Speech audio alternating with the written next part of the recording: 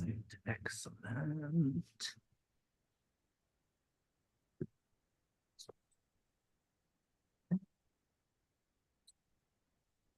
Okay, so welcome everyone to the first of two nights of Publishing Triangle Awards finalists readings. My name is Greg Newton. I'm the co-founder, along with my partner Donnie Jokum, of the Bureau of General Services Queer Division, the space that you are in right now. Thank you very much. So the Bureau is an all-volunteer queer bookstore that we founded in 2012, and we've been here at the center since 2014. So we do rely on donations and sales to keep this boat afloat. So as always, I will be passing a bag around. If you're able to throw something in, we appreciate it. I know a lot of you are readers or somehow involved in the literary world, but whatever you're able to do, it's much appreciated. So there's some change in there. I'll pass that around. You can also buy books. Yes, that was the next thing I was going to say, is that buying books from us is a wonderful way to support us as well. We have most of the books that have been nominated. There were a couple that fell through the cracks, and I apologize for that. So if we don't have your book, please do not take it personally. We will get them in soon. What else did I need to say? Oh, if you wanted to make a donation by Venmo, you can do that at BGSQB. Those are the 5 letters all around you. And it is now in the Bureau's name. My name no longer appears there. So I've made some progress. If you're not already on our email list and you would like to be, you can sign up for that at the back of the room. Or for those of you joining online, you can go to our website, which is also bgsqd.com. There's 5 easy to remember letters. And before I hand the mic over to Rob, I wanted to read a land acknowledgement and call for a ceasefire in Gaza. So the Bureau acknowledges that our organization operates on the unceded land of the Munsee Lenape. We encourage you to join the Bureau in signing up to make a monthly donation to the American Indian Community Houses Mannahatta Fund. The Mannahatta Fund, according to its website, is an invitation to all settlers and non-Native people who wish to acknowledge the legacy of theft and genocide that comprise the history of New York City and the United States. And you can find out more at mannahattafund.org. We also want to recognize that today, April 15th, is the 192nd day of Israel's genocidal campaign against the Palestinian people, funded by our tax dollars and enabled by our government's unwavering support. We hope that you will join us in calling for an immediate, permanent ceasefire, an end to the siege, and an end to the occupation in order to stop the collective punishment of Palestinians and to ensure the swift delivery of desperately needed food, water, medicine, fuel, and humanitarian aid to the people of Gaza. And now we have a lot of readers, so we're going to move quickly. Rob Burns from the Publishing Triangle, come on down.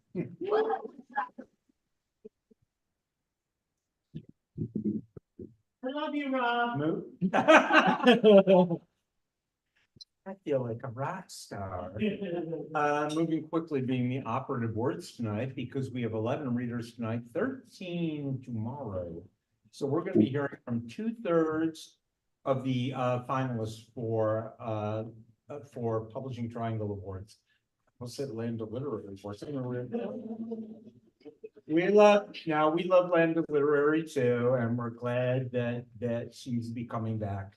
I will note though, in 2 days is the Publishing Triangle's 36th annual awards ceremony and reception. It is free, not hundreds of dollars, but so come on down. By the way, New School, go to our website, publishingtriangle.org, to come join us. Our first reader tonight, because I will be moving this along. Did I forget anything right now? I'll come back to it. Our first reading tonight, our first reader tonight is Ani Kiyode Somtuchukwa. He's the award-winning Nigerian writer and queer liberation activist. His work integrates themes of queer identity, resistance, and liberation. His writings have appeared in literary magazines across Africa, Europe, Asia, and North America. And his novel, And Then He Sang a Lullaby, is a finalist for the Edmund White Award for debut fiction from Publishing Triangle in 2 days, folks.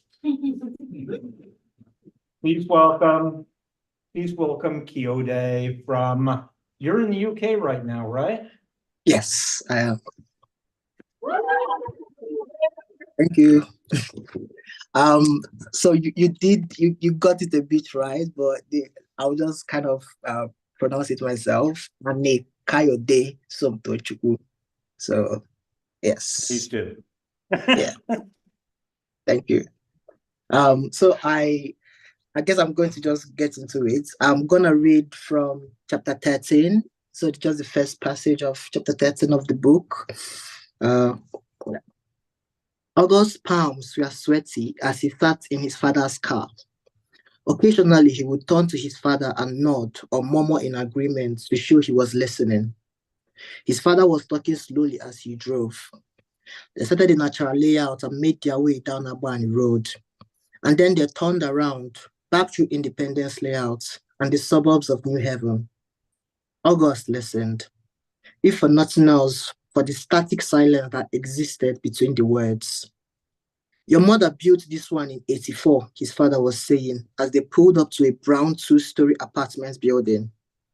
As they made their way into the compound to greet the tenants, August's father seemed even less at ease than normal. The tenants clustered close, shaking his father's hands and then August's. Is this your son? He's so grown. Look how big he is, they said, shaking August's hand and fussing over him, much like his sisters did. Wide smiles plastered on their faces. Do you remember me? Some of them asked. No, he said each time, wishing they wouldn't stand so close. Oh, but how would you? You are so little the last time I saw you. This, they said while gesturing, so August would understand just how little. Knee level, half level. Welcome, our son. Welcome, they said. I just wanted to show him around, August's father said. Odimpa, very important. August tried to memorize the addresses of the houses, not of need, but of a desire to be somehow competent. He imagined that knowing the addresses of all his father's properties was a competent thing to do. He could already imagine doing this later in life, owning those buildings, and it made him feel nothing. He wished he felt something, excitement, or perhaps pride for what his parents had achieved. But it was like everything else, a vast expanse of nothing. He listened to his father's voice and noted the names his father mentioned and chided himself silently for not caring. At the house on Abani Road, he thought he saw Shegun. He wanted to call Shegun's name, even, but shouting names wasn't something he felt comfortable doing. He simply stared, hoping Shegun would turn and see him. And it was a good thing he did because it wasn't Shegun. The boy had an uncanny resemblance to Shegun though. The same hair, the same slender frame with arms that stretched out forever, the same fair skin, the tone of light honey. He even thought he heard Shegun's laugh. He was being asinine, Ogal decided. For the rest of the day, he tried not to think about Shegun. That's it, his father said. We've gone to all of them. They drove back in silence, and August wondered how Oz and Maka had convinced their father to do this. If she had begged their father, just like she begged August to spend time with their father. It would help lighten him up to spend time with you, she said. It will help him recover. We all have to be here for him.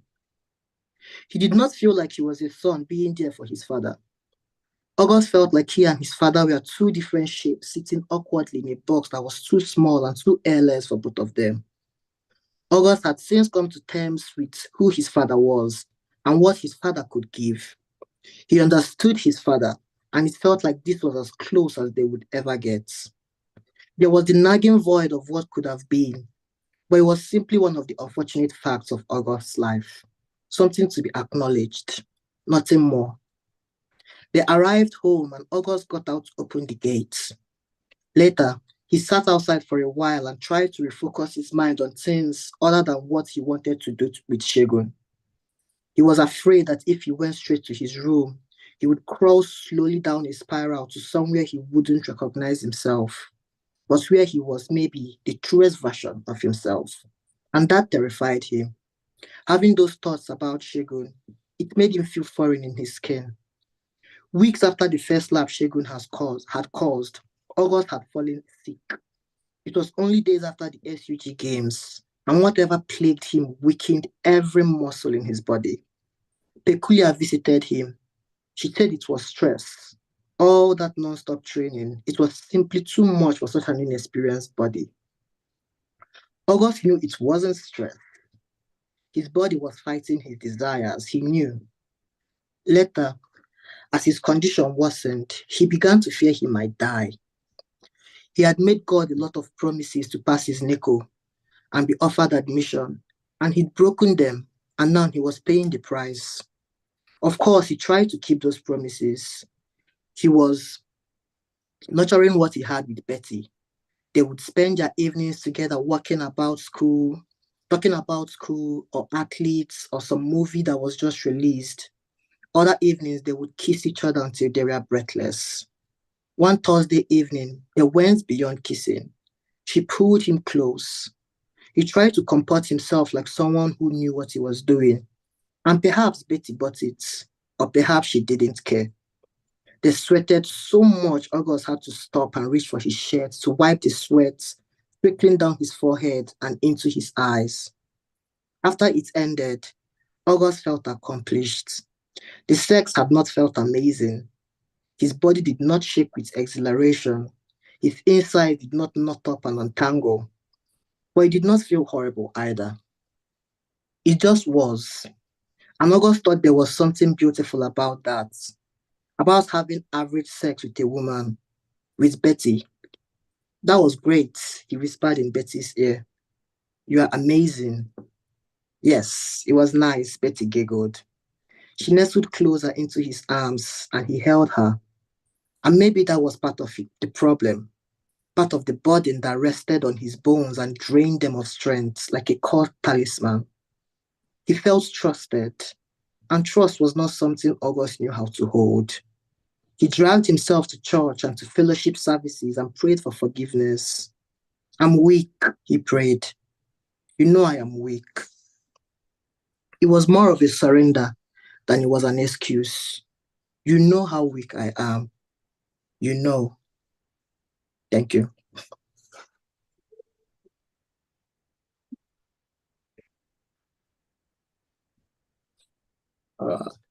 Thank you, Coyote.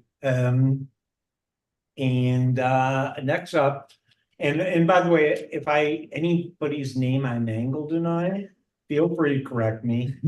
Because if your name is John Smith, I'm probably gonna mangle it. So our next reader is also right now in the UK. The only daughter of an upper class English family, Oliver Radcliffe tried to follow all the rules, attending boarding school, earning a university degree, marrying a suitable man, giving birth to 4 children, and moving to the Connecticut suburbs. Then he realized he was not a heterosexual woman, nor actually a woman at all. Oliver is part of a new wave of transgender writers unafraid to address the complex nuances of transition, examining how gender identity, sexual orientation, feminist allegiance, social class, and family history overlap. His work has appeared in the New York Times and Electric Literature. Adult Human Male is his first book and is a finalist for the Leslie Feinberg Award for Trans and Gender Variant Literature. His memoir, Frighten the Horses, is forthcoming from Roxane Gay Books in 2024. Please welcome Oliver Radcliffe. Hello, thank you for that lovely introduction. Yes, I am. Well, I first want to say I'm very honored to be a finalist for this award, particularly in such prestigious company. I think my friend Red Washburn is there, so I just want to shout out to him and his friends at Sinister Wisdom, and also to Casey Plett and Emily Zhu, whose work I admire enormously. So I'm very, very grateful to be part of this company. And I'm joining you from my mum's house in England. So I'm going to read from the first chapter of my book, which is about my mum in her house in England. And I'm going to read read the beginning and the end of the chapter. So if you want to find out what goes on in the middle, you'll have to buy the book. This chapter is called Perspective. My mother is an epistolary activist. She writes letters from her headquarters, which are set up at the kitchen table of an old farmhouse buried deep in the English countryside. So far, the recipients of her letters have included the Archbishop of Canterbury, the Prime Minister, Sir Ian McKellen, and occasionally, by proxy, my father. I wish to express my very deep concern that you have not yet acknowledged that a court order should not be necessary for a young person in need of clinically recommended gender-affirming treatment, she writes to the head of the National Health Service.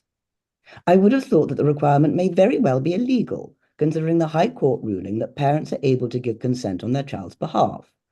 I hope that you will address this issue immediately, since it seems to me that you are deliberately disobeying the law of the land, and as a highly respected organization, you have a duty of care towards the marginalized members of the public. Don't mess with my mother. She may be a septuagenarian with arthritis and a hearing aid, but she knows how to write a letter. One day she sent me an email asking for my help. She and my father had got into a bit of a tiff over an opinion piece in the Times of London, condemning the use of hormone blockers, and she wanted to pen a letter to the editor to state her position on the matter. Her plan was to show this to my father before sending it. I'd like to prepare a simple, straightforward response so that the readers and your father can understand the objective facts, she said. Do you think you might find an article that explains the issue in a balanced way? When I suggested I draft her a response myself, my offer was politely rebuffed. Your father thinks you're too invested in the issue to be objective. What he wants is a neutral, unbiased opinion, perhaps something written by someone he trusts. What my mother was asking for was an opinion held by an educated, white, heterosexual man, preferably an established journalist from one of the mainstream newspapers. Father didn't want a neutral opinion. He wanted an opinion written from his perspective, and my mother was trying to provide it for him. The cis perspective might seem universal, but it is by no means neutral. It is a specific point of view with its own set of cognitive biases and cultural privileges. The trans perspective isn't neutral either, but the cis perspective currently holds all the power. This isn't just due to the gross imbalance in numbers between cis and trans people, it's also because the society in which we live was created by people who believed in the gender binary. And this belief system is now so deeply embedded into our culture and language that most people barely notice it's there. And when most of the information available to cis people about trans issues is being supplied by cis journalists from a cis perspective, using cis-centric language, the needs of trans people usually disappear from the conversation. It might seem surprising that people who are not trans should be trying so vehemently to center their voices in the conversation about being trans, but viewed from the hostile cis perspective, it makes perfect sense. If you truly believe that trans people are actually dangerous or delusional cis people, then you become the voice of a distorted reason. You're on a crusade to defend humanity. Of course your voice should be central. But an argument for the legal erasure of trans care is an argument for forced assimilation. And forced assimilation has historically been a rather bloody ordeal. I remember who my mother was before she met me. She truly believed in the goodness of humanity, the decency of ordinary people. And I understood her impulse to shy away from using the word transphobic. She found it hard to accept that there were people out there who really wanted us gone. Surely their intentions were honorable, even if their methods were suspect. It makes me sad that my mother is no longer the sweet, young, innocent she used to be, but that's what happens when your parents finally grow up. So my mother continues her letter-writing crusade. She writes to the people who might be persuaded by the anti-trans rhetoric in the newspapers. Decent people who, she is certain, really do want to do the right thing, but who don't have all the necessary information. She still believes in the power of persuasion. She writes in good faith. My admiration for my mother and her conviction that she can change the world one middle-class white person at a time will never waver. But sometimes, when I read her letters, I wonder to whom she's really writing. Perhaps she's writing to her friends, who she's afraid to speak with in case they tell her how they really feel. Perhaps she's writing to my father, trying to make sure we all stay on the same page. Or perhaps she's writing to herself, to the person she was before I transitioned, the woman who also once believed all the things she read in the newspapers. Thank you very much.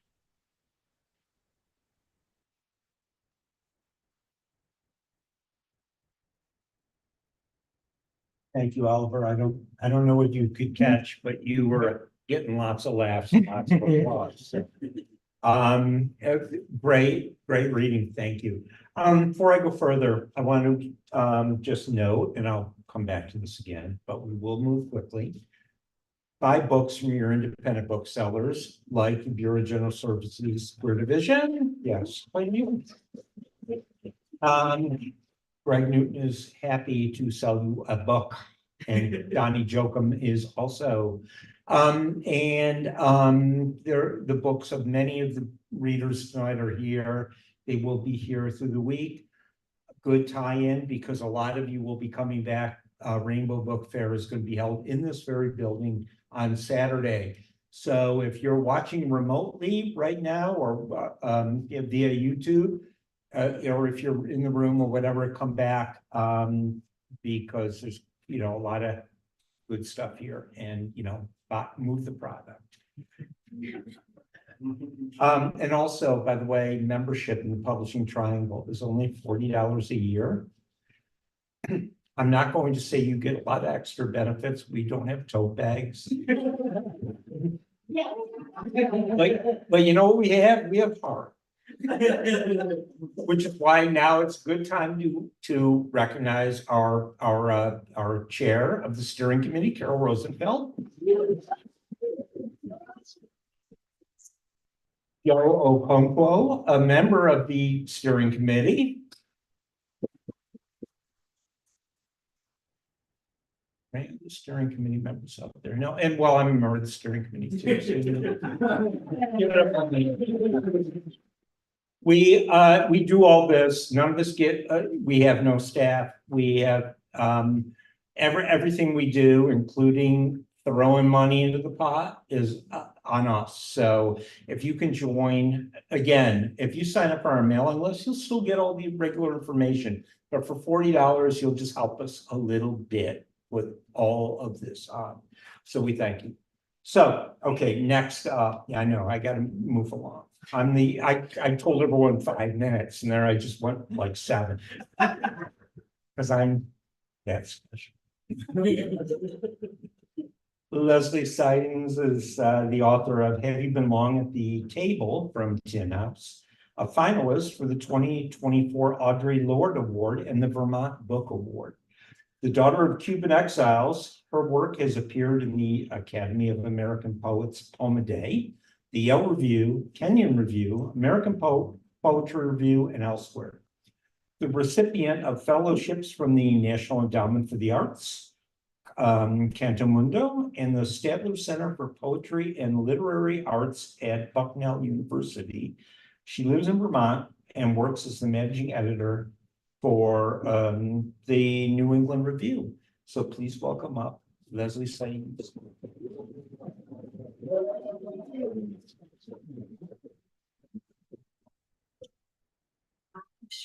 Okay. Hey, thank you so much, Rob. Thank you, Publishing Triangle. Thank you, Bureau. I'm thrilled to be here and to be nominated for this award, also alongside one of my longtime poetry crushes. So Alicia Mountain, if you're out there, I'm excited to meet you all. So I'm going to read 2 poems from my debut collection, which came out about 6 months ago. Just the Cliff Notes version. It essentially traces a young woman's political evolution from a conservative household into a more progressive radical stance, not just in relation to Cuba-US relations, but just generally speaking. And in a lot of ways, the access point for progressive politics for that speaker was coming to terms with her queerness. So the first poem I'm going to read is in the second section, and it's called Mal de Ojo, which translates to Evil Eye. Mal de Ojo. I study her hip bones midday. Something crackles through the trees. No, a withering. I let the last malanga rot on the counter because it is easier not to have to cut another thing open. Bulls in my blood, pawing, the winter of it all. Days later, I make another woman my enemy. I follow her for 3 blocks before I trip over my envy, forget to lessen myself. When I hit the sidewalk, I feel my mother fall in Florida and her mother the same. But I am smaller now than I was then. Please do not ask about my thens. Oh, thank you. You're very sweet. This last poem is titled Propaganda Guzzle. Father repeats a Yankee saying about history, its wrong side. In fear of comeuppance, I eat so much I can only sleep on my side. For years, I thought our guts looked like unupholstered chairs, that this unlearning would be a larger spectacle, a bright side. America, wake up. The bazooka blasts are cartoon tomatoes. I line up the lies like hand-holding children, side by side by side. Fidel Castro is a threat to the peace of the Western Hemisphere. For an eye-catching poster, use the color wheel's opposite sides. I didn't fuck the woman with the Che Guevara print above her bed. Instead, I let her pin new atrocities to my damp right side. Thank you so much.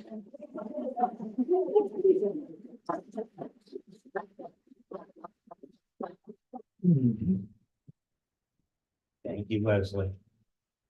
That's my dad on Zoom. That's his name. I didn't think my parents are watching from home, so that's why you're seeing my dad's name. I'm Mr. Maricini. Hi. So glad for you to join us. I know my dad, you know what? My dad would not be joining us. He's 90 my dad's 90 years old and has learned how to use the Facebook machine. That's already scary enough for me, but that's great. That's great. Hey, you know what? I love it. So that's perfect. And by the way, Leslie, Alicia Mountain will be reading tomorrow. So, and that is a good opportunity for me to tell everybody, including Mr. Maricini, that we'll have 13 more writers here tomorrow night. I mean, this is kind of actually getting a little ridiculous about how many finalists are coming out in the first days when we did this like 10 years ago, maybe 5 people. And, you know, so we're catching fire. Our next reader is coming in from another exotic place. No, it's not UAV, not yet. Dad, okay. I don't know. I can, you know what? I can move you up. I don't have a problem with that.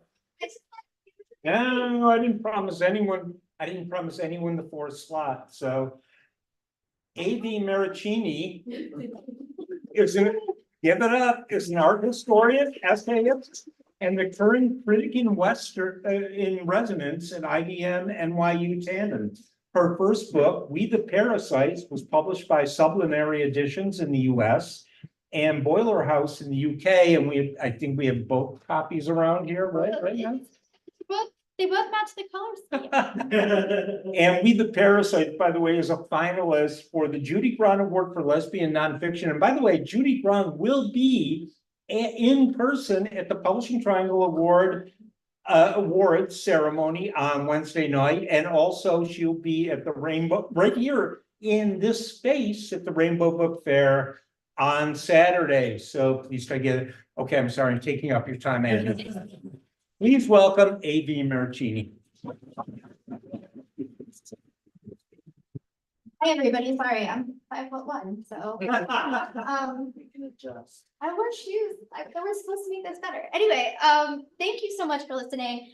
I have to say, first, two things. Everyone who reads the book seems to think I ended up like married to the person the love story in the book was about, but in fact, there is an essay about the excruciating end of that relationship that I wrote for the Poetry Foundation. So no, we are not married. I am very single. Second story. When you write a book of para-academic literary criticism about the dead white gay man you were obsessed with as a very young queer woman, and it has lots of Greek in it, and you publish it with a weird literary publisher, you definitely do not ever expect to win an award.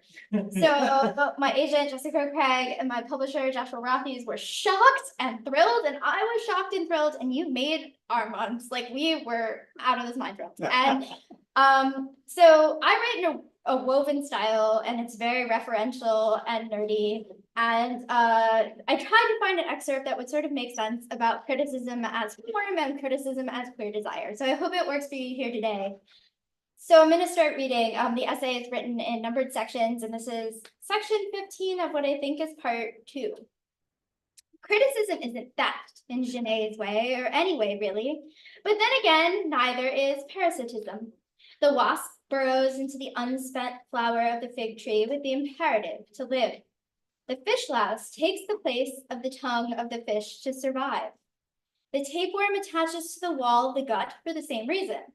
Taste can be cultivated, a sort of eros wanting certain things, but behind taste is the throbbing want that is perhaps closest to the parasitic Darwinian imperative.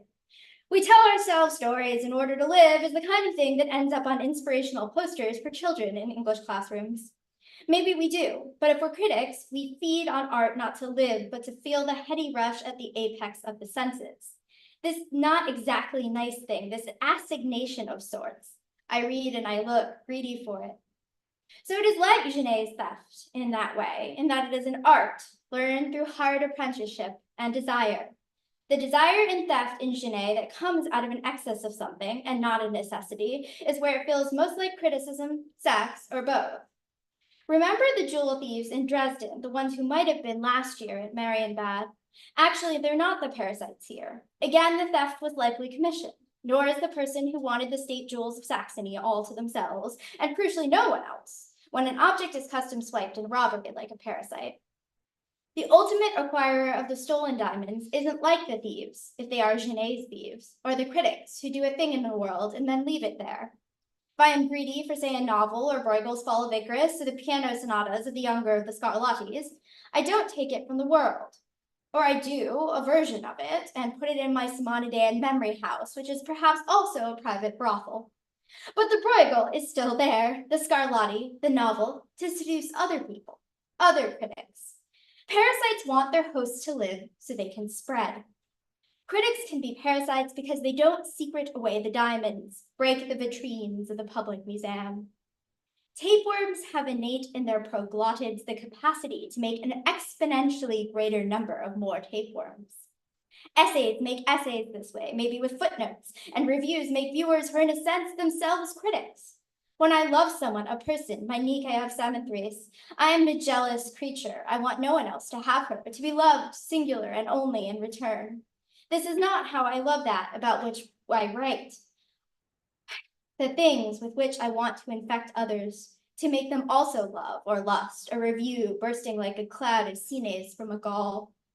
They sting you, and you want it, whatever I just wrote about, the Twombly or the Genet, maybe even the Diamonds of Saxony. Have you bought a copy of the Centaur already? I have infected you too. I have kissed you with another usurped kiss of the mouth. This is criticism too, me seducing you on behalf of some dead thing bound in folio. We have a tryst when you read this. Open even the most stolid of review pages of a literary magazine or a Sunday broadsheet, and I contaminate you with my desire. The newsprint on your fingers is like the smear of lipstick I could leave on your cheek. Afterward, you will see it and wonder what prompted you to this, if my gentle bite still marks the soft nape of your neck.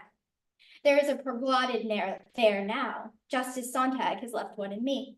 We all infect each other. This argot of contagion, of closeness, of rooms with chessboard floors and glass-walled displays of implacable treasures is Genet's argot of Thebes, but it is also the argot of a city, a certain kind of crowded city where people are formed into themselves as if by greater topological will. When I picture this city, I see a 17th century print by a man named Wenceslaus Haller. He was an immigrant to London, but this print is the Holy Land, part of an imagined set of plans, elevations, and finally this realization of the Temple of Jerusalem. He wants to establish the Baroque proportions of the temple's facade, but it is so wildly dense, folded back into itself that it feels like a puzzle or a Borgesian trick. It is squares on squares, endless fractal-like array that plunks rhythmically until it hits a gaping cavernous ooze at the sides of the complex. The architecture of this Jerusalem is that of a city of gods, but also of thieves. It is simultaneously distant as we see it from a bird's eye view in the plan, but still you can hear thwack, thwack repeats the facade in rhythms in each nested square. Thwack, thwack, thwack, loop, loop, loop. Twombly's chalkboards ring here too. Not graffiti, but a floor plan, a number of columns that approaches the uncountable or the countable only to God. Proglottids gravid with stacked eggs, extending one after the other until they almost exceed the human scale. Perhaps this is a holy place because it is a limit of knowing, a limit of what it is possible to desire, and therefore to critique.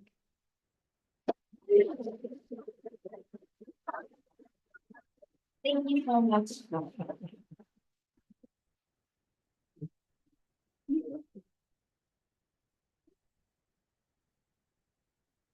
I learned how to do this recently, I think. Yep. Oops, sorry. I think so. Oh, that was the wrong one. I'm sorry. Mr. Maricini, your daughter done good. Our next reader is also coming in from another country, but it's Canada, same time zone, so we let him wait. Unlike Coyote and Oliver, yeah, he's not already like in his pajamas. So please meet Curtis Campbell, who's a novelist and playwright from Toronto. Dragging Mason County is his debut novel, and it's a finalist for our new Jacqueline Woodson Award for LGBTQ plus children's and young adult literature. Let me take a step back for putting Curtis on. The Publishing Triangle has usually been very conservative in one thing, and that is putting awards out because they have to have money. We have to have money behind our awards, and I think almost all our awards are at least $1,000. And also we have, again, we're all volunteers, and so that means we have to find volunteer judges and others to make this happen.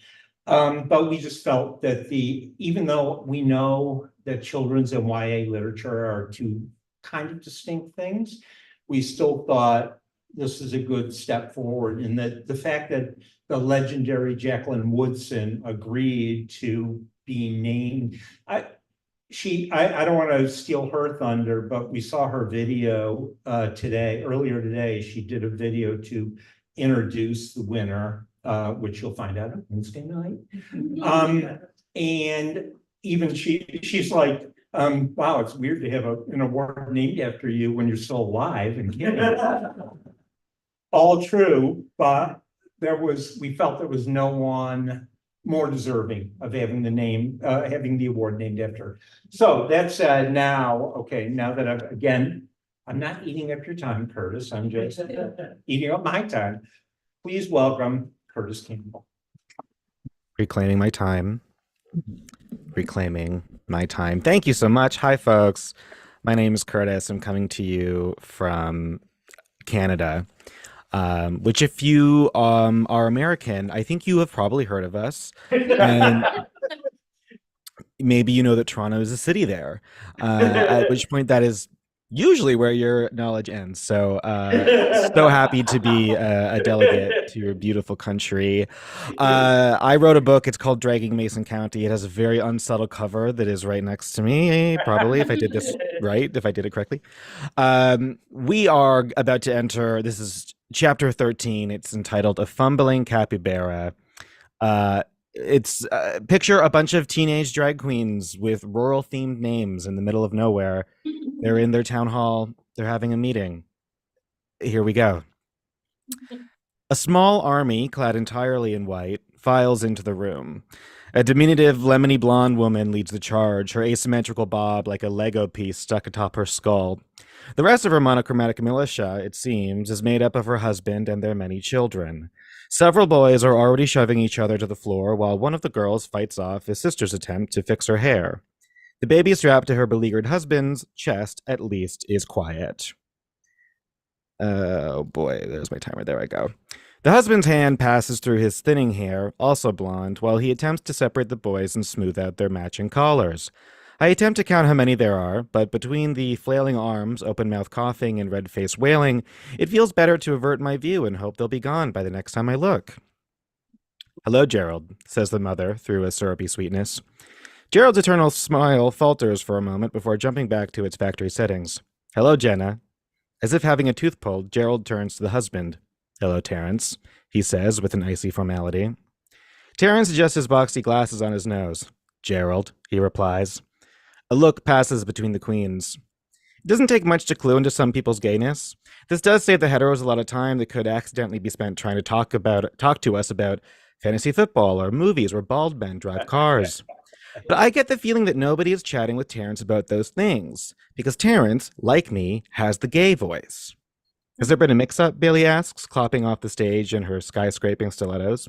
Bailey's legs, framed between pink short shorts and dark heels, look like they could pry the door off a burning car.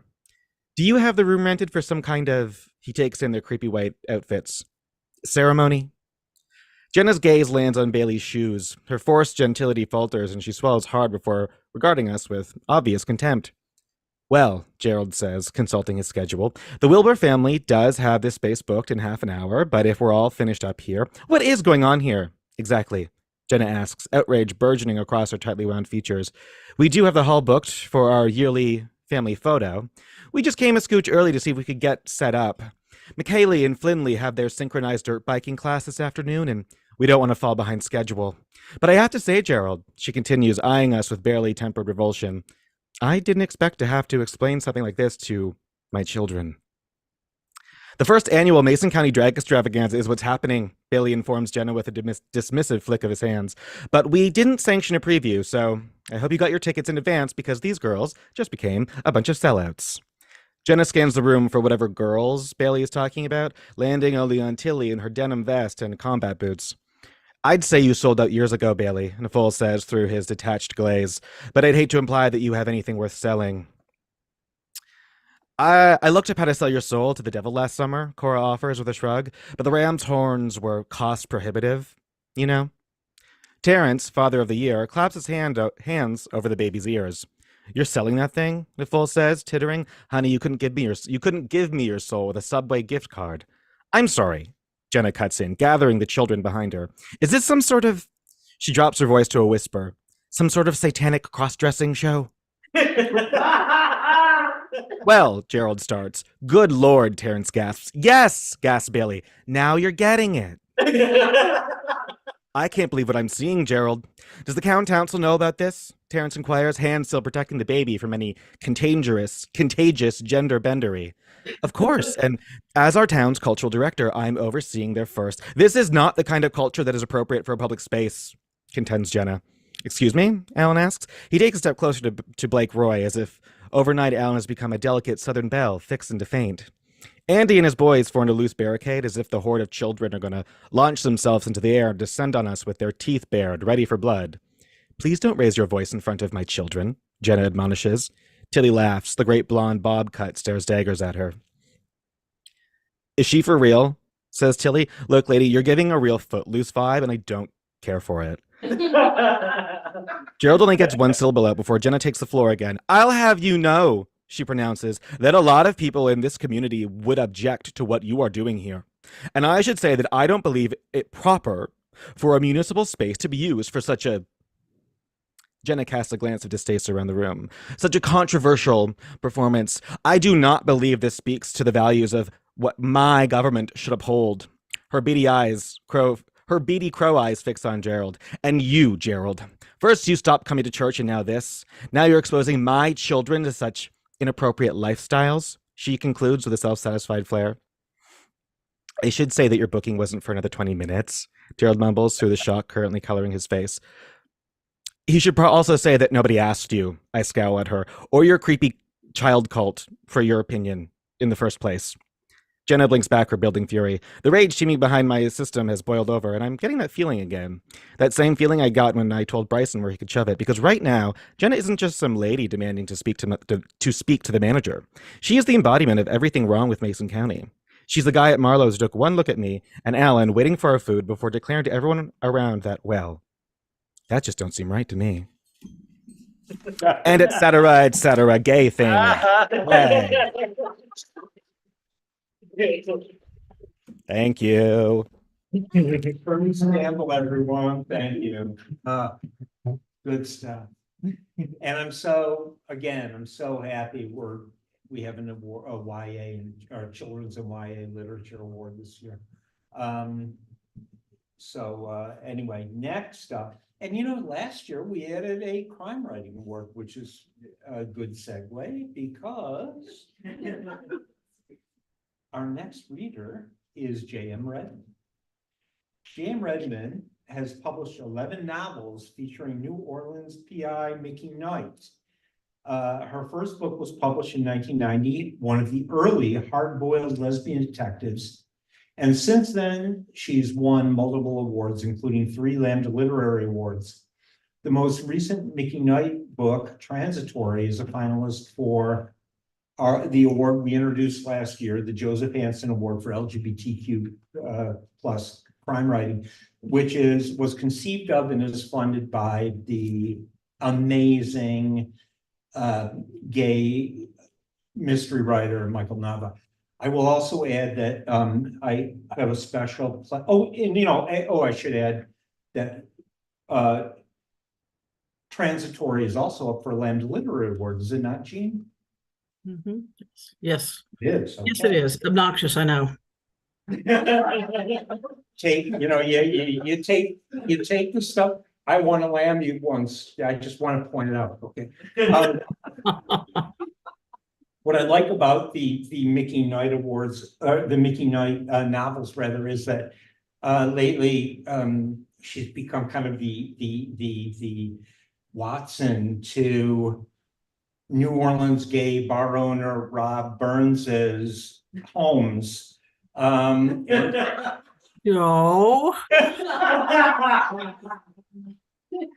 Gene and I go back. I don't think that's actually in the book. I wasn't a judge. Gene and I go back. So, but take it away, J.M. Redman. Thanks, Rob. Go back to the Chardonnay now. Okay, this is Transitory is the 11th in the Mickey Knight books. I don't know if you can see this. And it's a trashy Southern Gothic lesbian detective novel series. And I am going to be starting at chapter 1 because I'm just unimaginative like that. All right. Blinding, blue, white, a spit of dark, jarring off and on. I stared at the police car parked half on, half off the road. The blinding, nauseating lights were better than looking at the woman on the ground. 30 minutes ago, she'd been alive.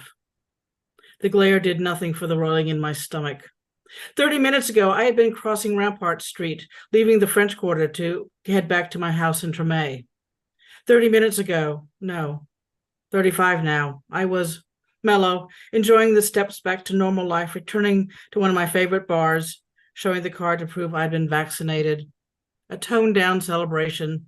Like the previous plague, not everyone survived, and even those of us who did had our scars. Lost of a loved one, of a friend, of the people we got used to seeing on a regular basis, a favorite waiter, grocery store clerk. But it was supposed to be a night to see and laugh and hug one another, the tipping point to going back to normal or creating what would be normal now. New Orleans is a city with a dream that stopped at a bar along the way. No, not the raucous tourist joints on Bourbon Street, but a bar of storytellers.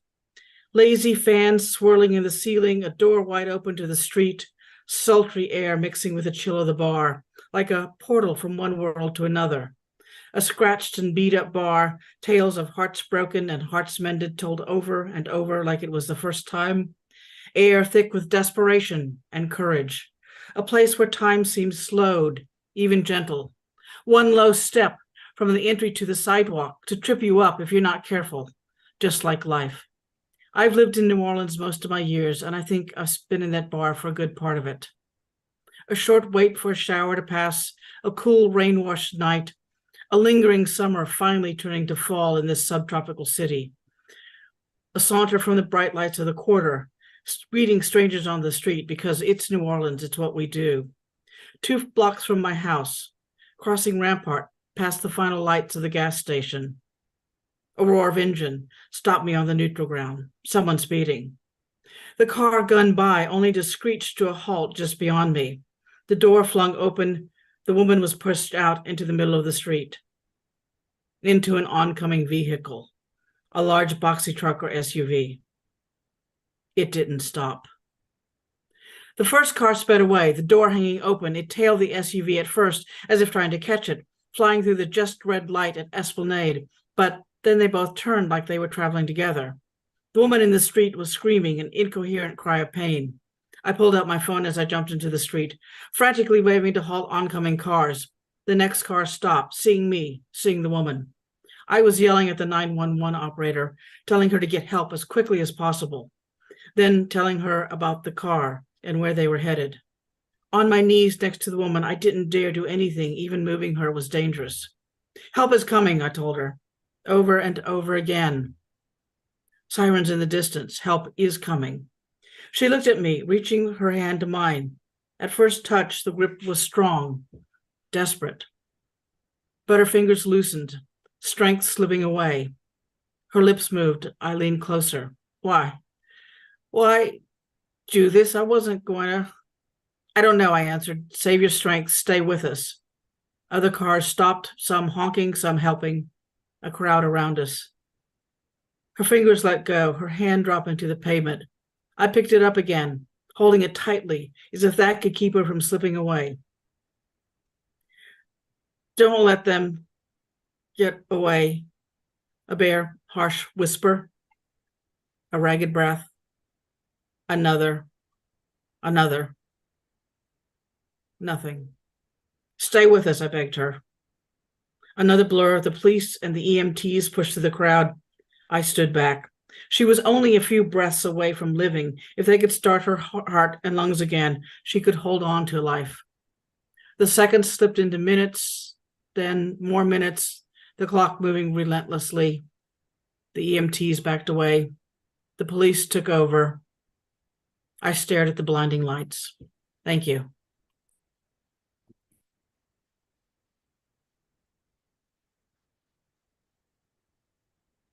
And Redmond, thank you, Jean. And I should add, and we will get a link up. If you're not a member of our mailing list, please do email us via our website so we can add you. Because Jean and Robin Geigel and Renee James, 3 of the 4 finalists for the Joseph Hansen Award this year, had such an amazing conversation with Candace Huber from Tuppy and Coo's bookshop in New Orleans last Thursday. Something like it, but it was like an hour of some of the greatest minds in crime writing, discussing and especially discussing trans writing or writing about trans characters, I should say. So we'll make sure you get that link because it's living forever on YouTube, just like this is, right? So I better clean up my act. So And I should also add two things. One is that because I'm trying to keep people pretty abbreviated at this reading and tomorrow night's reading because of the number of readers and the fact I have to still have to go home to New Jersey. I want to just say that we're keeping this short now, but working with the Bureau of General Services Square Division, we have had a series going on since last October called Outspoken. And monthly we bring in readers, or we have people brought in remotely. And so anybody that I'm giving a kind of a short shift to right now will get a chance to talk for twice as long. But really 10, 11 minutes, I'm gonna, but no, so yeah, you will hear more, stay tuned. Because honestly, becoming a finalist for Publishing Triangle Award is like, look, how do I say this? I won a Lambda Literary Award and I was a finalist for another one, so it's not that hard. But I'm kidding. I'm a supporter of Lambda Literary. But our awards are free. I just want to point out, and a reception is free too. Red Washburn is here. Yeah. Okay. Oh, Red. Hey, Red Washburn is professor. I know all these. We have a lot of professors tonight, by the way, too. Sorry. Huh? I know a lot of, and I kind of, I graduated with a 2.8 GPA in community college. So Red Washburn is professor of English and Women's and Gender Studies at Queen College of the City University of New York. And they're also affiliate faculty in Women's and Gender Studies at the CUNY Graduate Center. His book, Irish Women's Prison Writing, Mother Ireland's Rebels, 1960s to 2010s, was published by Routledge. Red's articles appear in a number of journals and anthologies. They're also the co-editor of Sinister Wisdom's Dump Trump, Legacies of the Resistance, 45 Years, a tribute to lesbian history. Wait, I missed that. I'm sorry, I missed the semicolon. I think I'm going too far. Dump Trump, Legacies of Resistance, 45 Years, a tribute to lesbian history, archives, and trans feminisms, which, by the way, trans feminisms, Sinister Wisdom 128 is a finalist for the Leslie Feinberg, and we just renamed, by the way, our Trans and Gender Variant Award this year after Leslie Feinberg. So it's a finalist for the Leslie Feinberg Trans and Gender Variant Award for literature. And I got myself up. Oh, Finishing Line Press published their poetry collections. Crestview Tree. I did something here. Sorry, Red. Their poetry collections, Crestview Tree, Woman, and Birch Philosopher. Either X or 10, I should have asked. Anyway, sorry. Lost the narrative there. Please welcome Red Washburn.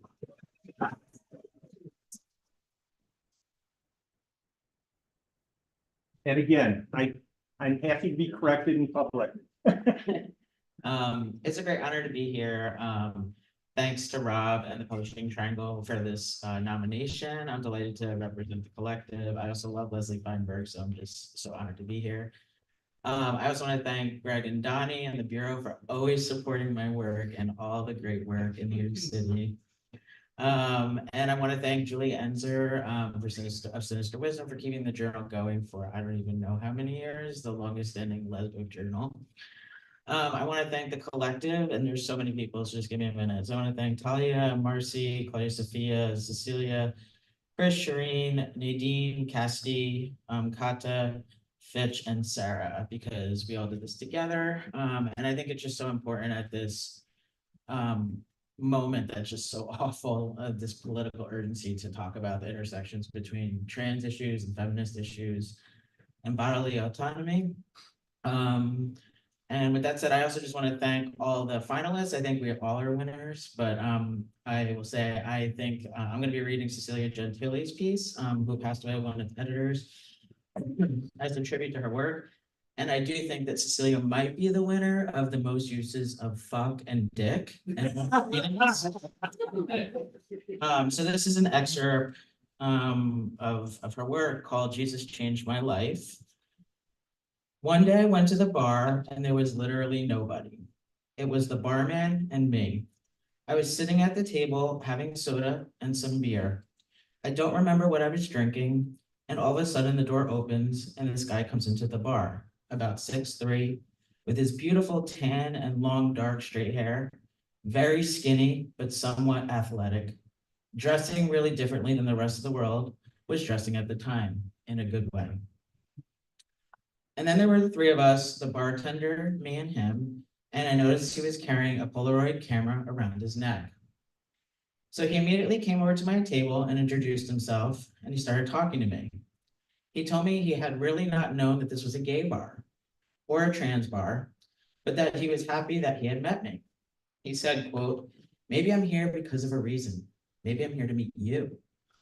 He told me he had never had an experience with a trans girl, but that he was interested to explore. He started telling me how pretty I was, telling me that he would not know that I was trans if he saw me on the street. At the time, I needed a lot of validation, so I was in the clouds. Finally, he said he wanted to try to have sex with a trans girl and that he decided I was going to be the one. For me, it was such an honor. I was like, oh my God, I found this perfect guy and he doesn't really care about me being trans. And he's gonna have sex with me even if I have a dick. And he may love me tomorrow. He may be the guy of my life. Then he said, where we can do it is in the bathroom. Let's go to the bathroom. It was not very appealing to me. I thought he would take me somewhere, to an apartment or a hotel or somewhere better. So I went to the bathroom with him and we started kissing and touching, and he pulled out his dick. And it was very interesting, his dick. It was like a little cat and it had this thing over it, like a stain, like if you spilt ink on a desk. It was the 80s, the end of the 80s, and everyone was talking about HIV and AIDS. So that was the first thing that crossed my mind.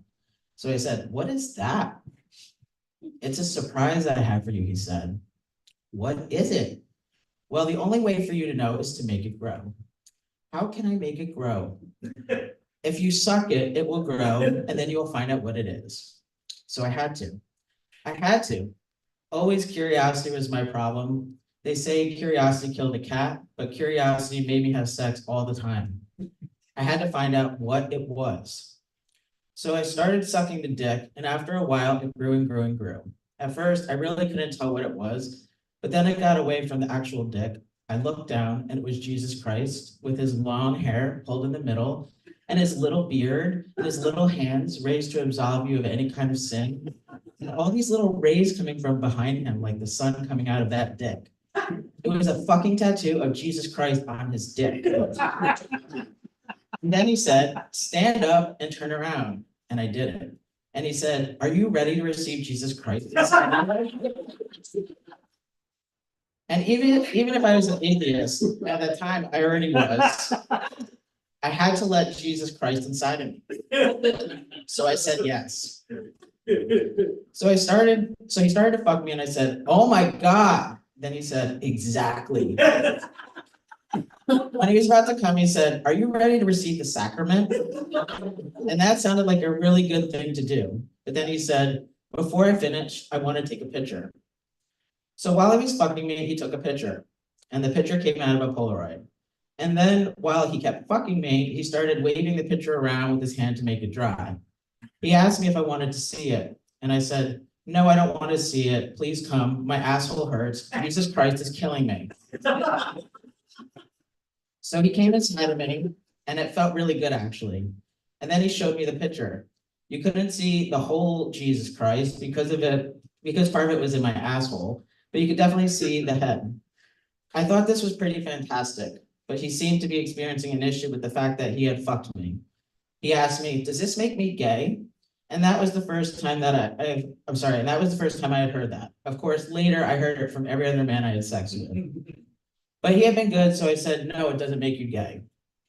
Nowadays, if you ask me that and you haven't fucked me well, I say pretty much, this guy. This makes you gay. You are pretty gay. But if you fuck me well, I say no. And then he said, you know what? I'm gonna go. So he left, and I was feeling kind of full because I was still feeling that dick inside of me, but at the same time, I felt this emptiness. So I went to the bar, and I said to the bartender, give me another beer. And I sat there, and then I said, do you know what just happened to me? And he said, yes, I know.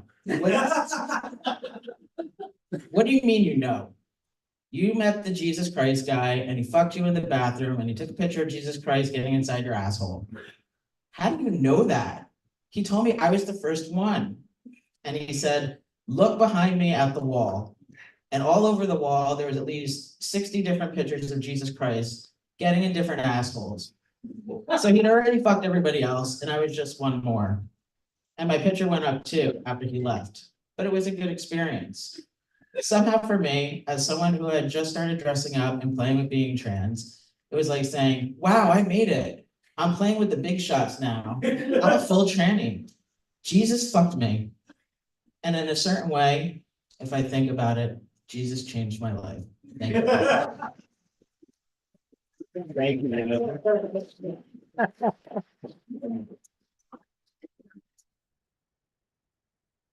Red wash, we got it. No, I'm getting good at this again. I have to relearn it every month. I know. Red wash from reading the words of the brilliant Cecilia Gentili, who we miss dearly.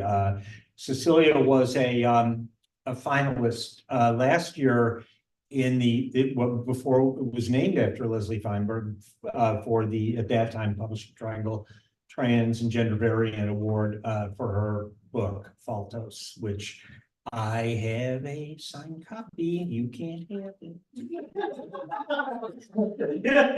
I want to in a good opportunity for me to remind before we bring up the next reader. We're actually running.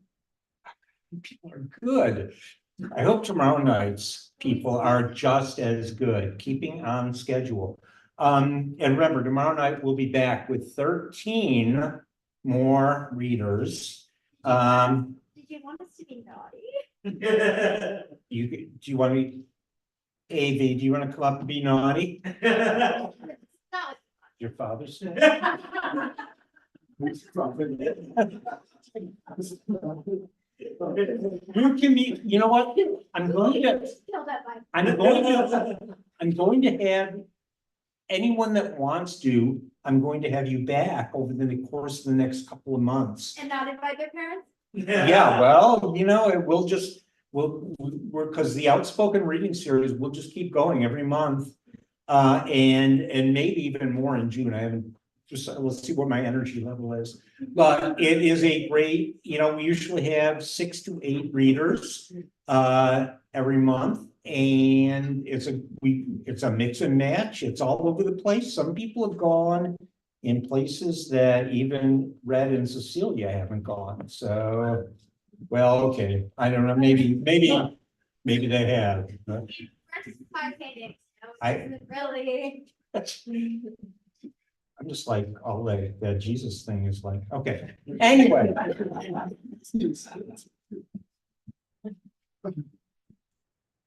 Our next reader, and again, it's going to be one of those things I'm doing, by syllable.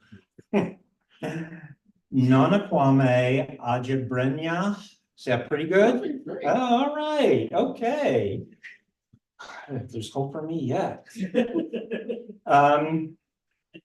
Nona's the New York Times best-selling author of Chain Gang All Stars, which is a finalist for the Farrell Brumley Award for LGBTQ plus fiction, which is actually, according to them, actually just they need to update their websites. They're still LGBT. I'm just adding the Q plus for them to help them out. Moving them into the 2020. And none was also a finalist for the National Book Award. And Friday Black, winner of the Penn Gene Stein Book Award and finalist for the NBCC's John Leonard Prize for Best First Book. Originally from Spring Valley, where all my college roommates seem to have lived. That or Nanuet. I don't know. I went to a college in Schenectady, go figure. But Spring Valley is in Rockland County, by the way, just in case you didn't know. He now lives in the Bronx, which is beautiful, by the way. People, we need to go up. Yeah, let's take this on the road someday. Nona, you're gonna help us make that happen? Yeah. All right. I would love to go up. We did a little thing with the bookstore in New Orleans. Let's do one in the Bronx. Come on up. Thank you guys so much. I didn't think I'm good. I didn't think I was gonna say this, but let's have another hand for Jesus Christ. And Cecilia. Really incredible. But I was told to keep my playful banter to a minimum. For the sake of time, I'm going to read a little bit from my book, Chain Gang All-Stars, which is about an imagined future where convicted wards of state can opt out of a sentence of at least 25 years and participate in death matches. It ends up thinking a lot about the carceral system and prisons and really abolition. The two protagonists are women of color, queer women of color. And in working on this book and thinking about this book, I learned, I think it's really important to sort of call out how there is no abolition without queer liberation, without trans liberation. I'm gonna read a little bit from a section that does require some work from y'all, some, I guess, unpaid labor. But that's the American way.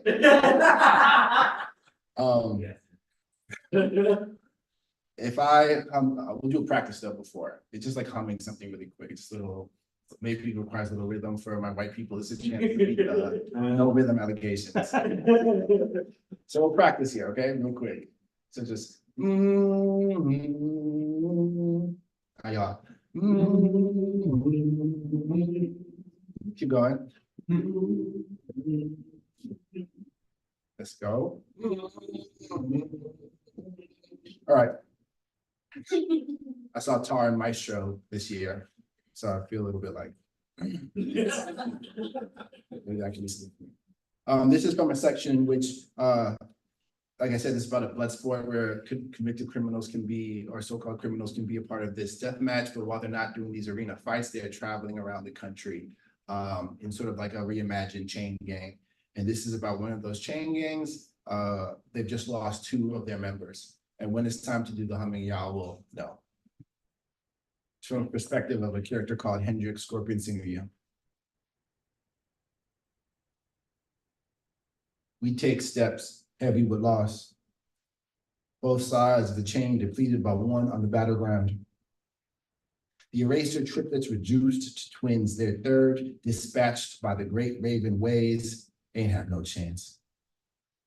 The brothers have been confined together, the womb in the cell, and finally in the open world of the killing games. Now they're separate for the first time. The 2 that are left wet the swastikas on their necks with tears, and their third killed by a Black man at that. On our side, we lost 80. A good man that done bad long time ago. Big jovial man, somehow, despite the blood on everything. Not a bad fight, but it wasn't a good one either. 80 hesitated for a moment, and in that moment, he found himself punctured in a way that can never be patched. Out on the circuit after the loss, Razor looks at me as we step through, crunching the evidence of Spring's relent on our feet. He's asking for a song. I don't got many remembrances memorized, I say. What you mean, Razor says. All that shit you sing sound like memorial shit, so go ahead. I look to Bells, who walks head up, crying, quiet. Man, I'll sing one if you ain't got one. All this goddamn singing the whole year, now a singer ain't got a song in him. Imagine that. That's fucked, bro. Give me a tune at least. I'll freestyle one time for my bro. Razor says, a tune to hum comes to me immediately. I go.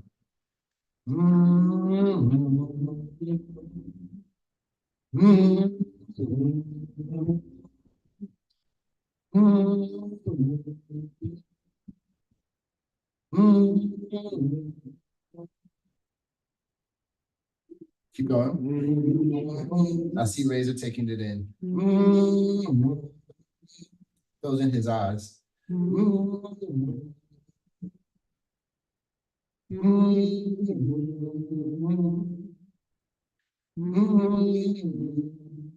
Today, Razor takes my sound in,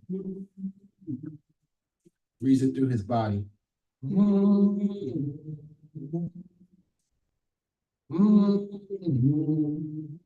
And Razor goes, I love my boy a Batman. I loved him when he got there. I know he done some wrong, but Lord, he gone. So please go let him in.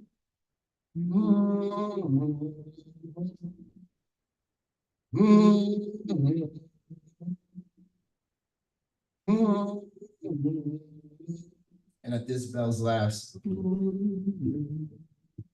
Another story of the name 80 is, he was first called 800. But the way he thrust himself into working his body, after barely winning his first 2 fights, the story is he lost 2 humans worth, changed his name to fit his size. 80. And Bells takes it with the same tune.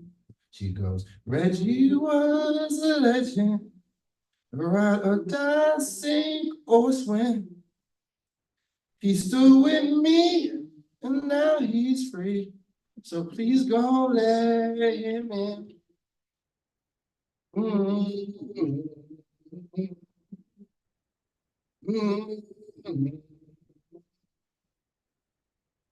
I feel it passing through me, and I do not deny the spirit. His mama named him a king's name, 'cause she knew what he had within. His only sin was too human. So please God let him in. So please God let him in. So please Lord let him in. Thank you guys.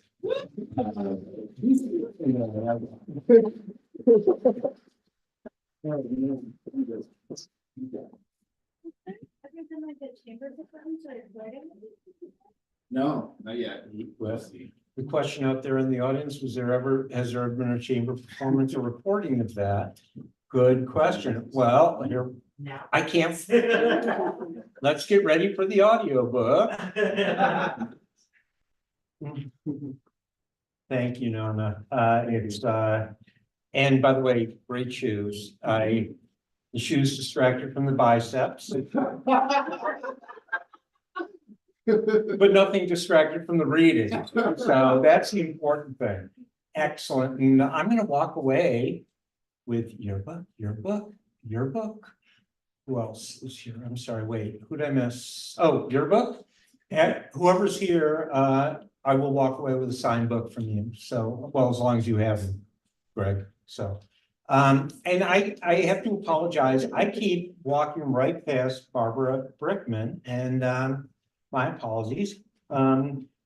I told her originally I was going to put her right up at the front, and then she texted and was like, she missed me, and then I made some notes and I pushed it aside.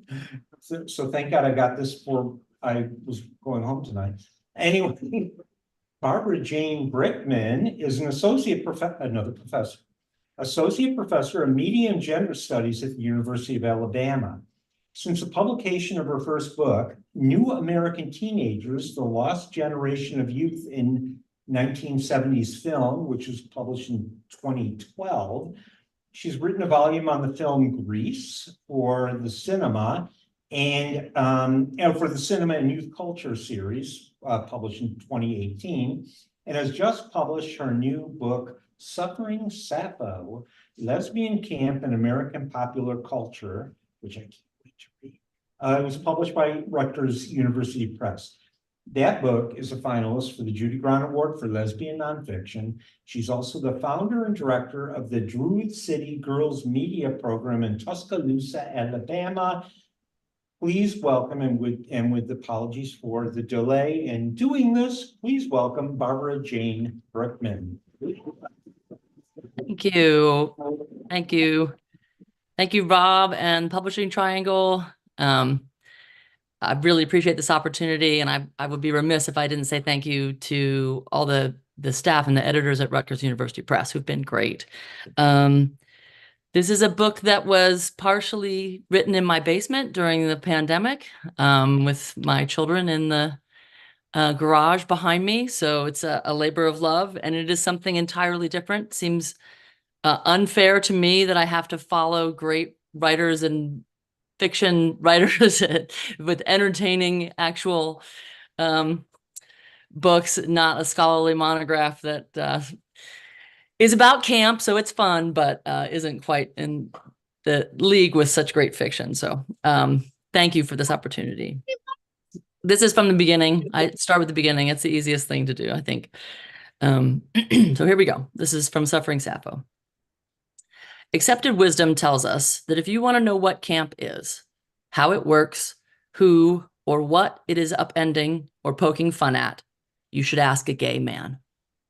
Regardless of where we find it, parading in its most recognizable forms, from the superstars of RuPaul's Drag Race and the vicious collision of aging film icons Bette Davis and Joan Crawford, to the miraculous disaster known as showgirls, camp is centered in the orbit of gay men, either performing it or recognizing it in all its wicked glory. David Halpern even goes so far as to call it a quote-unquote gay male genre. A natural corollary to this accepted notion, however, its inverted sister, if you will, is that lesbians just don't camp. They may pitch a tent and embrace the great outdoors, but lesbians apparently do not create or laughingly perceive the over-the-top performance or artificial too much of camp, which can so amuse us with its failed seriousness and pointed ironies. They may construct ironic juxtapositions, particularly ones that disrupt gender, but supposedly the playful and biting humor and theatricality of camp not only elude lesbians themselves, but are not even typically associated with popular representations of female same-sex desire. Yet, in the period following World War II, lesbian camp, I argue, simply flourished on the pages, stages, and screens of American popular culture. Part of a wave of mass entertainment whose taboo and unsettling subject matter reflected the social changes brought by the war.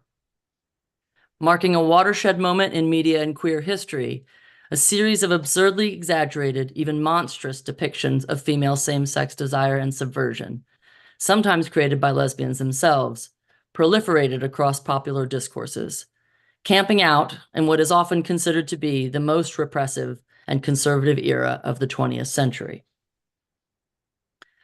While recent critical work on camp has attempted to make space for lesbians within our now more mainstream understanding of it, these few interventions and claims for territory have yet to really get a foothold. Ellie Jean Nielsen, following on from Vanska's case for a Eurovision lesbian camp triumph, has recently endeavored to define and classify established types of lesbian camp, in her terms erotic, classical, and radical, in order to reveal a, quote, marginalized queer mode that highlights, quote, lesbian women's propensity to poke fun, to term norms on their head, to camp. However, her examples from this overlooked practice and sensibility date conspicuously to after queer theory's revaluation and revision of camp in the 1990s, when crooner Katie Lang and the filmmakers of new queer cinema could exercise a postmodern parodic camp harnessed to blurring performativity and gender play, rather than outmoded pre-Stonewall identities. The guide for this liberatory practice of lesbian irony and denaturalization at the time was, of course, Sue Ellen Case's infamous butch femme quote-unquote dynamic duo. But other notable theorists asserted a place for a parodic camp as well, either accessible to all women, both straight and queer, or specifically created by lesbians of color, in Munoz's disidentifying practice of quote-unquote self-enactment. But despite Pamela Robinson's strong assertion of quote oppositional modes of performance and reception, open to straight women and lesbians engaging in her quote-unquote feminist camp, 30 years after this queer blooming of camp possibilities, and the lesbian enactment of it still must be recovered and quote-unquote unghosted by recent critics like Nielsen. Andrea Weiss may have once claimed that, quote, as a product of the closet and the pre-Stonewall bar culture, camp is a tradition which belongs to women as well as men, end quote. Yet very little critical work has truly established lesbians as long-standing camping subjects or camp readers of mainstream culture. My goal here, then, is to create a historical and theoretical foothold for lesbian camp and camping. And I believe the term to that pre-Stonewall culture and its compulsory closet is the key to consolidating it. Thank you. Thank you.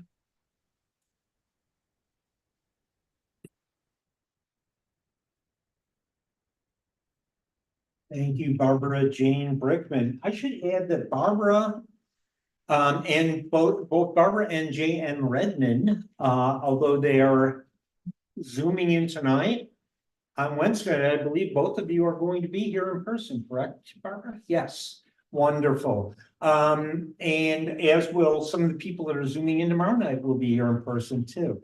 It's a good point good time also to remember, again, we're doing finalist readings because these are the finalists for the awards we will be announcing on Wednesday night. We have already announced that some of the awards we'll be giving out. And you know, listen to this lineup though. Dorothy Allison will be getting our Bill Whitehead Lifetime Achievement Award. Unfortunately, Dorothy won't be able to make it in person for a minor health thing, but believe me, this is right now it's going to take up like an hour, I think, the way it's all playing out. There's great tributes to her, and she's going to be recording a video, we hope, and it's going to be a really nice tribute to one of the people that has been perhaps one of the most important people in queer literature over the last 40 years. So that's a beautiful thing. Emily Drabinski, who is the president of the American Library Association, will be in the house. And Emily, who's also, by the way, queer, has been brave in standing up against the assault on books in libraries. And it's important that we're recognizing her with our Torchbearer Award. Hillary Zaid is flying in from the West Coast to accept the Betty Berzon Emerging Writer Award. And Chris Kleindienst, who I'm sure you're all in the same network, right, Greg and Donnie? But Chris Kleindienst from Left Coast Books in St. Louis is going to be the recipient of the Michelle Carlsberg Leadership Award, which Donnie and Greg won last year. So we're excited about that. We love honoring booksellers. Yeah, no, I heard a little. Also, we'll have people like Christopher Graham, John Keane, J.P. Howard, Reginald Harris. We'll have video coming in from not only Dorothy Ellison, but also from Michael Nava and Jacqueline Woodson in celebration of the new, and I saw the Jacqueline Woodson video. Did I mention this earlier? Maybe, but it's such a beautiful thing. She's very touched. And again, yeah, I did mention because yes, she's kind of surprised she's getting something named after her, and she's not dead yet. Be like, just, you know, take the W, right? But our next, we're down to the last couple. And if I wasn't talking, no, we're still, even with all my talking, we're still on time.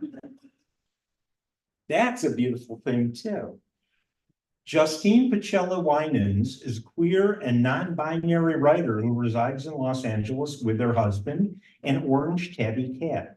They graduated with a BFA in acting from Chapman University and now work at a talent agency. Originally from Cleveland, they still say pop. I'm from Rochester, New York originally. I say pop too.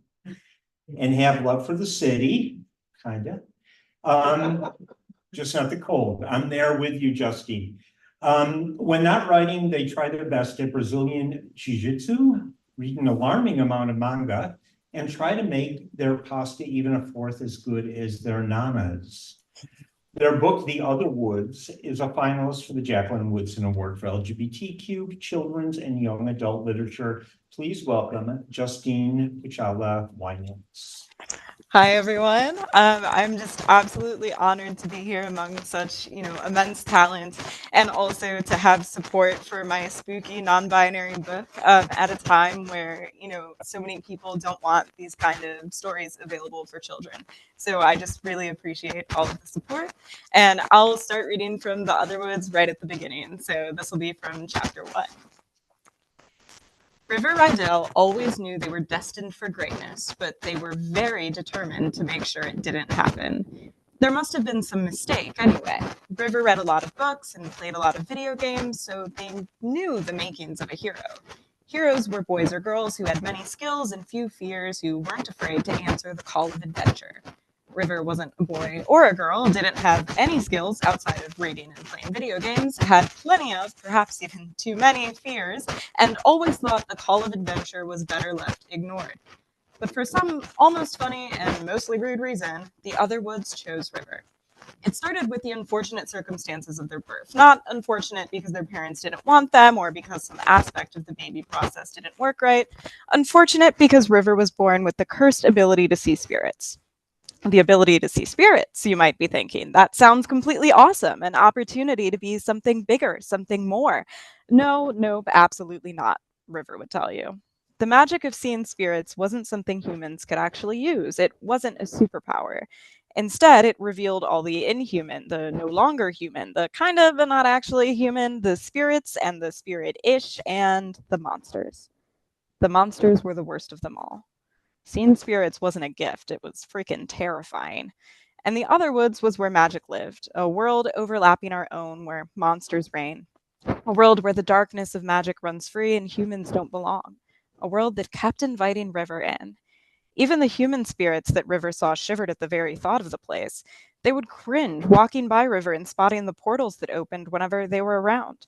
Don't go into the other woods, they said. Poor dear, the monsters will eat you up, they said. River pretended not to hear the spirits. Acknowledging them would only make it worse, but the words stayed with them. It certainly wasn't a good feeling to have even the dead pity you. The other woods had started calling to River before they could remember, before they heard its name, the earliest invitation, a literal open gate that doubled as a portal. A little on the nose, but understandable as River was maybe 4 at the time and not very smart. They took one look past the white painted planks and into the foggy air and blood splattered trees with branches bent like broken bones and said, "Nope, nope, absolutely not," in their 4-year-old, not very smart way, and turned in the other direction. Now, River was 12 and a half and very smart, so the other woods grew craftier. River had learned the warning signs of a possible portal, a glimmer in the air, a sudden shift of temperature, that odd little feeling that the familiar is no longer familiar, but something stomach-turning and strange. Honestly, it was better to avoid wooded areas altogether. Any bump in the night, moving shadows, scare fodder of any sort, all of it should be completely and totally ignored. There was no way to tell if it was just imagination or the other was calling. River did not want to take their chances. They didn't interact with spirits, human spirits, animal spirits, or spirits in between. Even if spirits weren't a trap or a portal, they were just as scary. Not as scary as monsters, though, because monsters could touch you if they knew where you were looking. River saw everything that slipped through and wished they didn't. It was like the monsters from the other woods knew exactly how to find them, like they had some connection to River. And the connection felt stronger with some monsters than with others, like Charles, the monster under River's bed. Holding their breath, they shut off the light. Almost immediately, a long bladed arm reached out from under the bed. A buzzing rattle like a metal cicada echoed through the bedroom. Charles dug the pincers at the end of his limb into the fabric of the bed to pull himself out from his hiding spot. River looked at the large form, sharp and bug-like, with huge pincers and a slimy exoskeleton. Little hairs sprouted from areas on Charles' limbs, which somehow made his appearance more disgusting. Charles was a nightmarish blend of a praying mantis and earwig, glistening dark and making sounds like River's stomach if he ate too quickly. He just had to be a bug monster. Not that other types of monsters were better, but River was already afraid of normal bugs. 6-foot-tall versions were a whole new level of terrifying. River was glad they had already gone to the bathroom. Charles turned his bug eyes back toward River, pincers clamping as he gave what some called it was a cross between a growl and a groan. He leaned toward River, now twice his normal size. Charles lifted his gnarly limbs together into the air, poised to strike as some slimy liquid dropped off him. Not today, Charles. River pretended to see right through the monster before turning to the other side and squeezing their water eyes shut. Eventually, the clicking and buzzing noises quieted as Charles returned back to his habitat under River's bed. River wanted to scream, but kept their eyes closed as they pulled the blanket up higher. They wished they were brave, that they had lived up to their 12 years and stopped acting like a baby. But giant bug monsters were a problem that made bravery too high a hurdle. They didn't like that about themselves. They also didn't think it was anything they could change. It was who they were, in the same way that Charles was a horrible, otherworldly monster. River Idell had a unique ability, but they were certainly no hero. Thank you.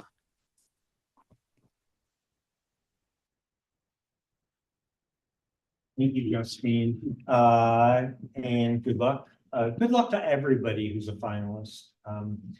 It's, again, being a finalist for a Publishing Triangle Award, there are only 37 people that are finalists between the Publishing Triangle and Farrell Grumley Awards, and it's a really high bar. So you've won just by being a finalist. Our final reader, well, yeah, actually, I'm going to hold you hostage for a second because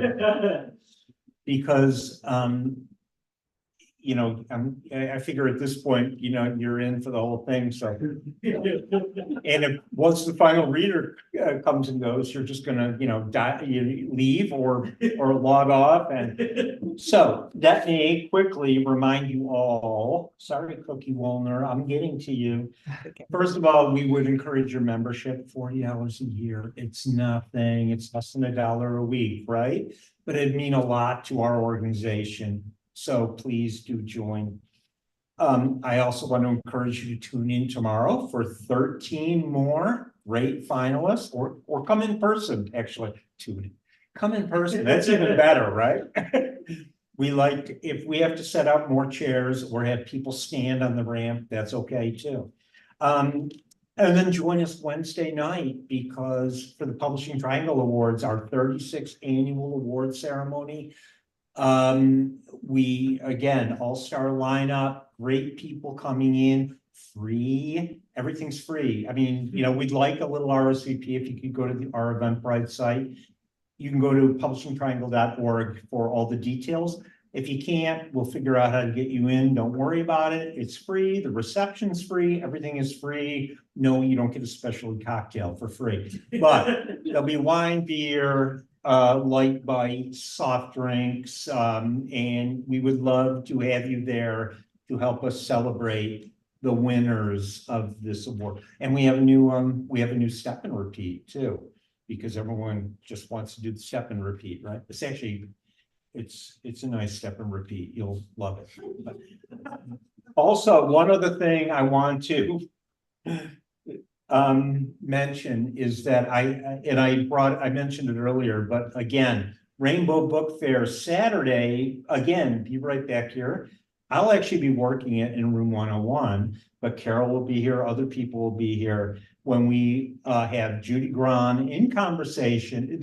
Judy Grahn, the legendary Judy Grahn, in conversation with Donna Minkowitz, who's been around, and it kills me, Donna Minkowitz is younger than me, because I've been reading her since the 80s. And, I keep forgetting she was a child back then, when she was a trailblazing lesbian journalist. And she'll be in conversation with Judy Grahn, and also JP Howard will be here too.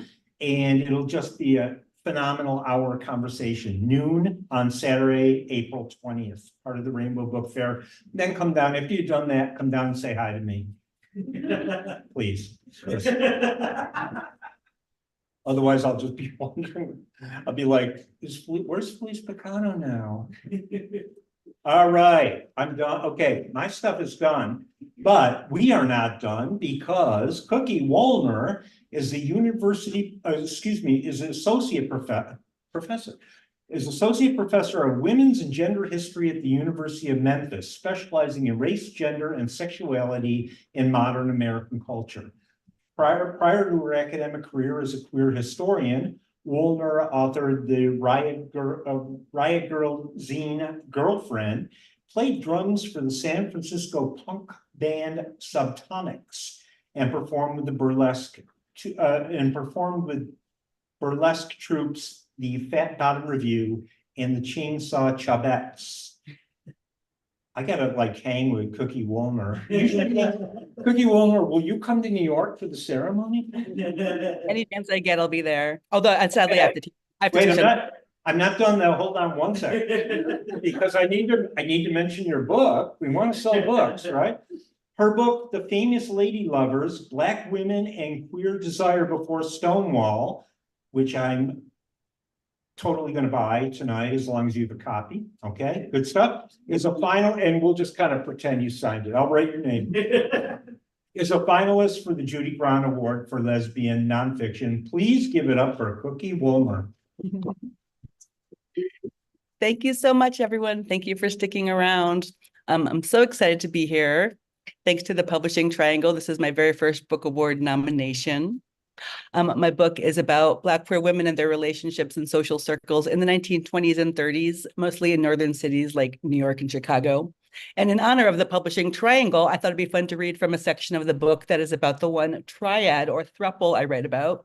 Not that these terms were being used in the early 20th century. This is a section from the 4th chapter of the book called The Trio. So here. All right. And again, this was based on a history dissertation, so I did practice, but bear with me here. All right, The Trio, Edna Thomas, Lloyd Thomas, and Olivia Wyndham.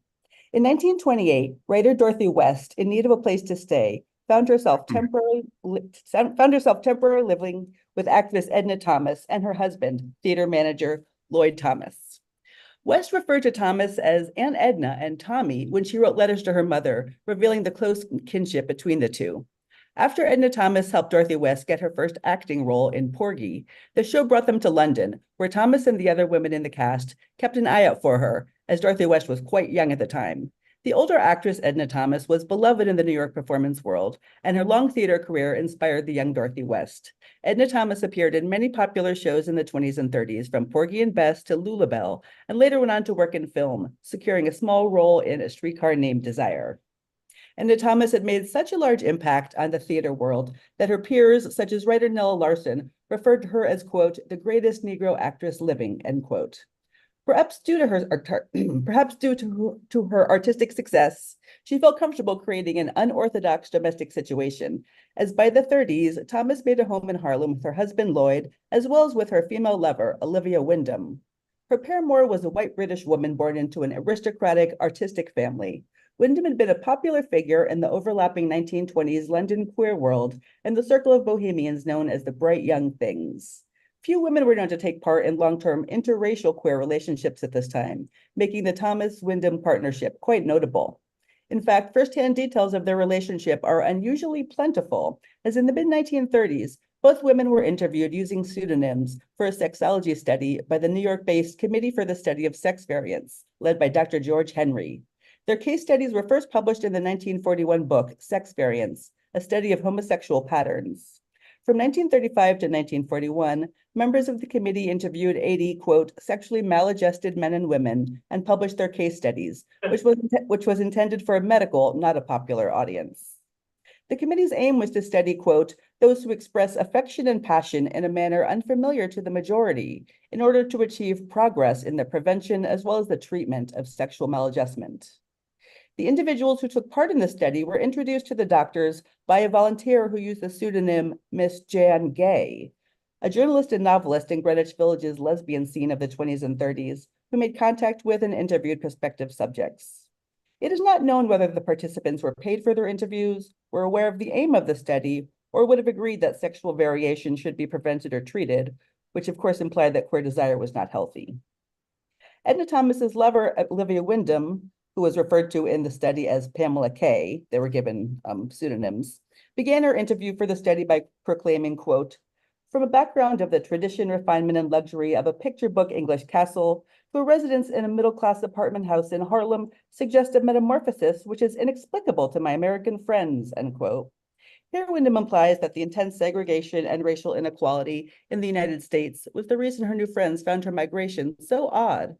After years of relationships with both men and women in England, as well as in France during World War I, Wyndham came to the United States and promptly fell very much in love with Edna Thomas, noting that she was 12 years older than Wyndham and married, but had ceased having relations with her husband. From the first afternoon they met, Wyndham pursued Thomas unremittingly, which the latter's case study verifies. Edna Thomas recalled that she yielded to Wyndham after avoiding her because she believed white women were unfaithful. However, Wyndham continued to pursue Thomas to the point of annoyance until eventually Thomas, quote, "had the most exciting sexual experience of her life with her. 5 years later, at the time of her interview, she admitted that their relationship afforded a tenderness she had never known before, despite her lengthy marriage to Lloyd Thomas." Edna Thomas insisted that she turned to a queer relationship only because her husband ignored her sexually and romantically by going around with younger women. But she had no regrets, and her 5 years thus far with Olivia Wyndham had been rich and important. Not to mention, she claimed that they, quote, "always had orgasms together." The two women lived together for the rest of their lives, with Lloyd Thomas intermittently present. However, to maintain appearances, Thomas would tell straight and queer friends that Wyndham was merely a house guest who helped with expenses. Thank you.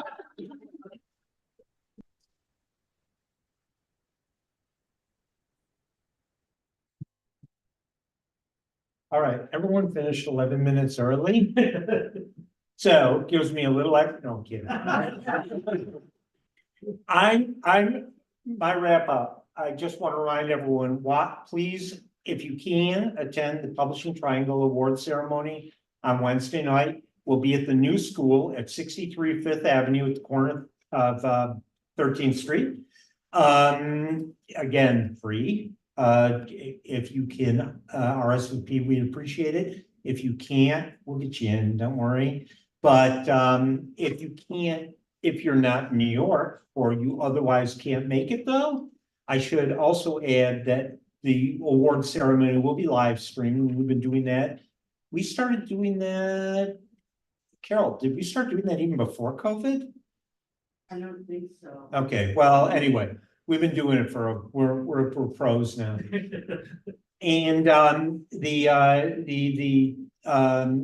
the link is on our website. Go to publishingtriangle.org and it's there. So those of you that are not in New York or otherwise can't make it, please do watch as everything rolls out. Or you can wait until, I don't know, the ceremony's over. I hope that I'll be ready. The winners, I should be able to just, while I'm sitting there in the ceremony, just push one button on my phone and it should go out to the world. I just got to remember not to do that before the ceremony ends. Could be awkward. And to confirm that I actually have the winners correct. Anyway, so, okay, thank you all. Come back tomorrow for 13 more. Remember to patronize your local independent bookstores like the Bureau of General Services Queer Division here in New York, Left Bank Books in St. Louis, Tubby and Coo's Bookshop in New Orleans. You, wherever you are in the world, you know who your local independent queer bookstore is. Buy books from them, not from that big A thing that is in the way all the time. So, and what a great group. Thank you. And thank you all, everyone that read tonight. Thank you. And Right. Thanks, everybody. Thanks, online audience. Have a good night.